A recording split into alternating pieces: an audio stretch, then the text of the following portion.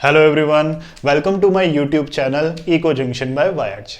So now I'm going to start the 16th lecture of National Income and Related Aggregates. इससे पहले 15 lectures complete हो चुके हैं इस यूनिट के, जिसमें से शुरुआती 10 lectures थे Circular Flow of Income के. With the 11th lecture we have started with basic concepts of national income और अभी हम 5 वीडियोस में basic concepts के 5 टॉपिक कवर कर चुके हैं.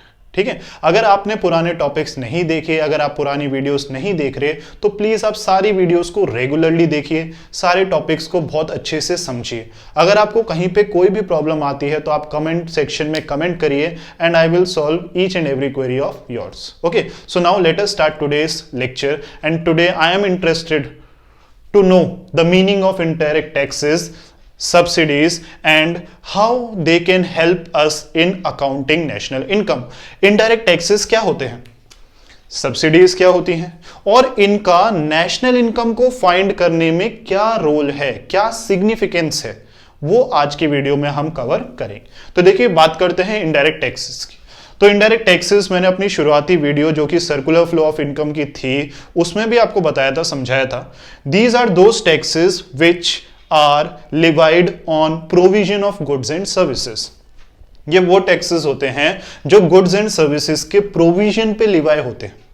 समझ रहे हो, इनका लिवाय होने का पर्पस सिर्फ क्या है, गुड्स एंड सर्विसेज. ठीक है. दूसरी बात, इसको इनडायरेक्ट क्यों कहते हैं? इनडायरेक्ट इसलिए कहते हैं कि एक्चुअल में जो इनका बर्डन बियर करता है ना, ये उससे कलेक्ट नहीं होते. समझ रहे हो, एक्चुअल में जो इन टैक्सेस का बर्डन बियर करता है उससे ये कलेक्ट नहीं होते. कहने का मतलब इन टैक्सेस का बर्डन बियर कोई और करता है लेकिन कलेक्ट किसी और से होते हैं. जैसे कि अगर मैं आपसे जीएसटी की बात करूं, वो भी गुड्स एंड सर्विसेज के ऊपर लिवाय होता है, लेकिन वो एक्चुअल में उसका बर्डन उठा कौन रहा है? उसका बर्डन उठा रहा है फाइनल यूजर, कंज्यूमर. हम ही उठाते हैं. आप जब भी बिल बनाते हैं तो आप देखते हैं उसमें जीएसटी, सीजीएसटी, एसजीएसटी, इनकी वैल्यू होती है परसेंटेज में और वो वैल्यू हम उसकी ओवरऑल प्राइस के साथ कंपेंसेट करते हैं. लेकिन ये टैक्स हम डायरेक्टली हम कंज्यूमर गवर्नमेंट को सबमिट नहीं कर. ये टैक्स सबमिट कौन कर रहा है? ये टैक्स सबमिट कर रहे हैं हमारे सप्लायर्स, हमारे इंटरमीडियरीज, हमारे डिस्ट्रीब्यूशन चैनल्स. ठीक है, रिटेलर्स, होलसेलर्स, ये क्या कर रहे हैं? इन टैक्सेस को सबमिट कर रहे हैं. ठीक है, तो बेसिकली बर्डन है हम पे लेकिन कलेक्ट हो रहा है किसी और से. इस वजह से इसका नेचर है इनडायरेक्ट. समझ रहे हो? एक चीज क्या याद रखनी है इसके बारे में, they are divide on provision of goods and services like GST, like sales tax, excise duties. दूसरी तरफ दीज आर दोज टैक्सेस जिसमें क्या होता है, बर्डन किसी और पे है लेकिन कलेक्ट किसी और से हो रहा है. The burden is realized on a certain party, but they are collected from another party. So that's how they become indirect taxes. चलिए बात करते हैं सब्सिडीज. ये मैंने सर्कुलर फ्लो में दोनों ही बताया था. चलिए दोबारा बात करते हैं. सब्सिडीज क्या होता है? These are financial assistance which is given by government to the producers of essential item. कुछ essential item के producers को गवर्नमेंट देती है फाइनेंशियल असिस्टेंस, जिसको कहा जाता है सब्सिडी. ठीक है, तो एक बार इनको लिखते हैं और इनको और अच्छे से समझते हैं. ठीक है, तो हम बोलते हैं taxes levied on provision of goods and services. Provision of goods and services. ठीक है, burden borne on a certain party but collected from another party. That is for your knowledge. आप इतनी बात बताएंगे इनके बारे में तो ठीक है. ठीक है, subsidies, financial assistance given by government to the producers of essential items.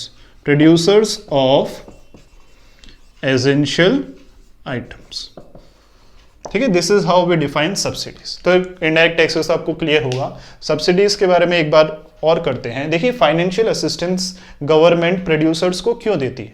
क्योंकि ये प्रोड्यूसर्स कुछ एसेंशियल आइटम्स के साथ डील कर रहे हैं इकोनॉमी में, जिन एसेंशियल आइटम्स का प्रोविजन इकोनॉमी में होना बड़ा जरूरी है. जैसे कि बात करें एलपीजी, है ना, एलपीजी गैस सिलेंडर्स. ओके, तो in our kitchen we people are using LPG only. ठीक है, and the government wants that every kitchen should have LPG instead of that traditional chulha. वो ट्रेडिशनल चूल्हा, वो लकड़ियां जलाना, फायरवुड और उसके ऊपर रोटी सेकना, खाना पकाना, वो नहीं चाहते हम, क्योंकि we people want to work towards development. हम डेवलपमेंट की तरफ जाना चाहते हैं, डेवलप्ड होना चाहते हैं, बैकवर्ड नहीं होना चाहते, अंडर डेवलप नहीं होना चाहते, ठीक है। लेकिन आपको पता है एलपीजी गैस सिलेंडर्स की प्राइस भी मार्केट में अच्छी खासी रहती है। अब क्योंकि इनकी प्राइस क्या रहती है, नॉर्मली थोड़ी हाई रहती है, इस वजह से एक बड़ा मार्केट सेगमेंट इनको परचेज करने में बहुत बार असक्षम हो जाता, ठीक है। कुछ टाइम पहले इनकी प्राइस एकदम से क्या हुई थी, बढ़ी थी, जिसकी वजह से एक मेजर सेगमेंट कंज्यूमर का इसको नहीं खरीद पा रहा था। और एक शॉर्ट ड्यूरेशन में ऐसा भी देखा गया था कि लोगों ने वापस शहरों में भी चूल्हे जलाने शुरू कर दिए थे, क्योंकि it sometimes becomes beyond the reach for what, for adjusting in our consumption expenditure. कई बार हमारी रीच के बाहर हो जाता है, क्योंकि हर किसी की कमाई इतनी ज़्यादा नहीं होती, ठीक है। सब किसी की फैमिली साइज ज़्यादा होता है, किन के अदर एक्सपेंडिचर होते हैं, हर किसी के पास 1000-1200 रुपए का सिलेंडर हर महीने खरीदने की हिम्मत नहीं होती, समझ रहे बात को।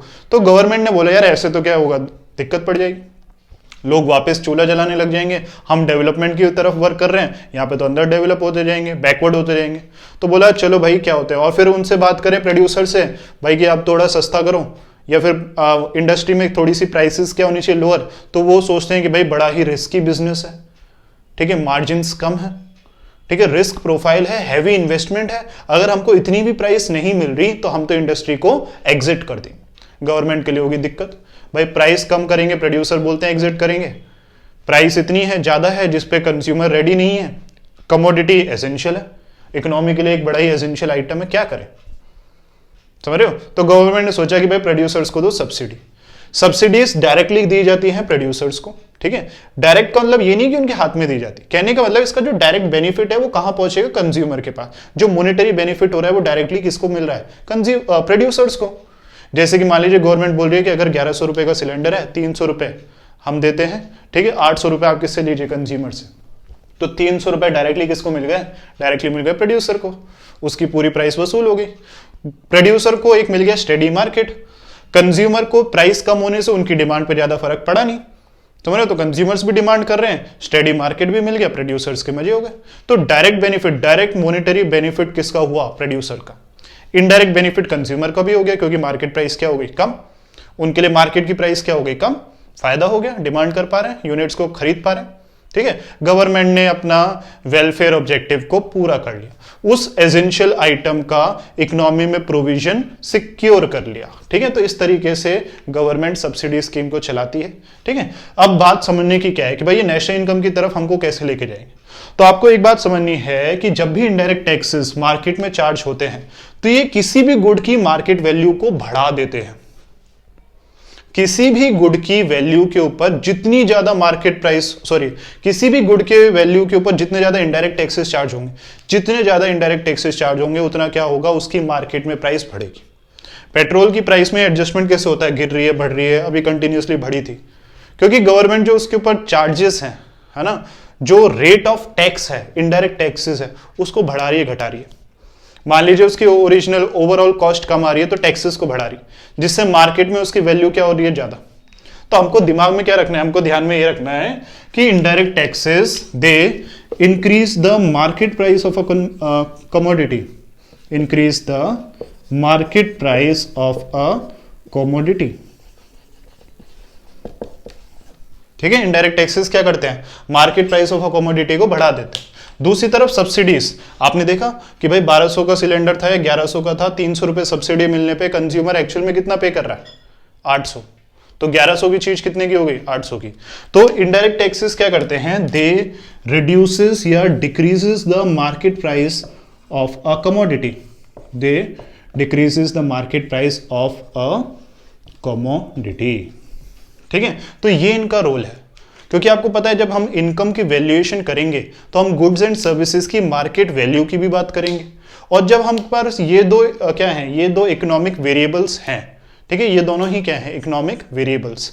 अब अगर मैं देखूंगा भाई इस इकोनॉमिक वेरिएबल का मेरे आउटपुट या गुड की वैल्यूएशन में क्या रोल रहता है, उसकी मार्केट वैल्यू में क्या रोल रहता है, तो वो ये है कि वो क्या करते हैं, market price of a commodity को इंक्रीज। दूसरी तरफ सब्सिडीज जितनी ज्यादा दी जाएंगी उस पर्टिकुलर कमोडिटी की मार्केट प्राइस क्या होगी, रिड्यूस, ठीक है, डिक्रीज। समझ रहे बात को। ठीक है, तो ये इनका मीनिंग, ये इनका रोल है। अब देखिए एक इंपॉर्टेंट टर्म आपको बताना चाहूंगा, थोड़ा सा रब करके आप अपने नोट्स में इनको रख सकते हैं, आप लिख सकते हैं, ठीक है, और वीडियो को पॉज करके आप इनको लिख सकते हैं। मैं इसको रब करके आपको एक और चीज बताना चाह रहा हूं।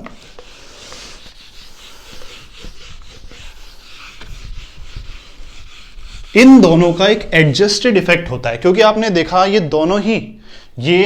दोनों ही मार्केट प्राइस के ऊपर क्या कर रहे हैं, कुछ ना कुछ रोल प्ले कर रहे हैं, तो इनका एक एडजस्टेड इफेक्ट है, ठीक है, जिसको हम कहते हैं क्या, NIT या फिर net indirect taxes. Net indirect taxes होता है indirect taxes minus subsidies, indirect taxes minus subsidies, ठीक है। नेट इनडायरेक्ट टैक्सेस क्या होता है, इनडायरेक्ट टैक्सेस माइनस सब्सिडीज। और नेट इनडायरेक्ट टैक्सेस एक मेजर है ये पता लगाने के लिए कि उस पर्टिकुलर गुड की मार्केट प्राइस में क्या होगा, इंक्रीज होगा, डिक्रीज होगा। आपको पता है इनडायरेक्ट टैक्सेस क्या करते हैं, मार्केट प्राइस को बढ़ाते हैं, और सब्सिडीज मार्केट प्राइस को गिराती हैं। अगर मैं पूरी इकोनॉमी के लेवल पे सारे इनडायरेक्ट टैक्सेस और सब्सिडीज को ध्यान में रखूं, तो इनडायरेक्ट टैक्सेस मार्केट प्राइस को बढ़ा रहे हैं, सब्सिडीज मार्केट प्राइस को गिरा रही है।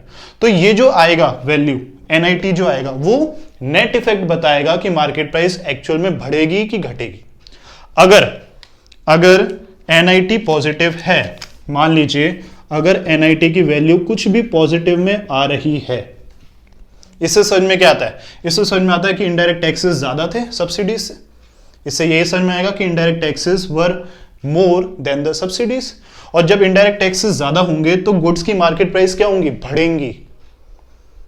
क्या होगी, गुड की मार्केट प्राइस बढ़ेंगी, क्योंकि इनडायरेक्ट टैक्सेस तो बढ़ाते हैं, ये घटाते हैं। तो जब भी NIT पॉजिटिव होता है, दिस इज ग्रेटर, और मार्केट प्राइस क्या होगी, उस पर्टिकुलर गुड की बढ़ेगी, या इकोनॉमी में मार्केट प्राइस बढ़ेंगी। दूसरी तरफ अगर NIT नेगेटिव होती है, तो अब आप समझ सकते हैं कि नेगेटिव होने में क्या होगा। नेगेटिव होने का मतलब क्या है कि भाई इनडायरेक्ट टैक्सेस कम है, सब्सिडीज ज्यादा है। और आपको पता है इनडायरेक्ट टैक्सेस अगर मार्केट प्राइस को बढ़ाती थी तो ये मार्केट प्राइस को गिराती है। तो अगर NIT नेगेटिव में होता है तो कमोडिटीज की मार्केट प्राइस गिरने लग जाती है। समझ रहे हो बात को? तो आज इस वीडियो से हम क्या समझे, हम ये समझे इनडायरेक्ट टैक्सेस होते क्या हैं, सब्सिडीज होती क्या है, इन दोनों का मार्केट प्राइस के ऊपर क्या रिलेशन रहता है, क्या इंपैक्ट रहता है, NIT क्या होता है, NIT ये होता है इनडायरेक्ट टैक्सेस माइनस सब्सिडीज, ठीक है, इनका नेट इफेक्ट। अगर NIT पॉजिटिव होता है तो इसका मतलब इनडायरेक्ट टैक्सेस ज्यादा है, सब्सिडीज कम, और इनडायरेक्ट टैक्सेस ज्यादा होने की वजह से मार्केट प्राइसेस बढ़ती हैं जब NIT पॉजिटिव है। NIT नेगेटिव है तो उसका मतलब क्या है, NIT नेगेटिव है तो इनडायरेक्ट टैक्सेस कम है, सब्सिडीज हैं ज्यादा, इसका मतलब क्या है कि मार्केट प्राइस गिरेंगी ज्यादा। समझ रहे हो? तो ये हमने आज की वीडियो में पढ़ा। आई होप आपको टॉपिक क्लियर होगा। अगर आपको टॉपिक क्लियर हो रहे हैं तो प्लीज चैनल को सब्सक्राइब करिए, आगे ज्यादा से ज्यादा बच्चों के साथ इन वीडियोस को शेयर करिए ताकि सभी घर पे बैठे अपना पूरा इकोनॉमिक्स का कोर्स कंप्लीट कर पाए।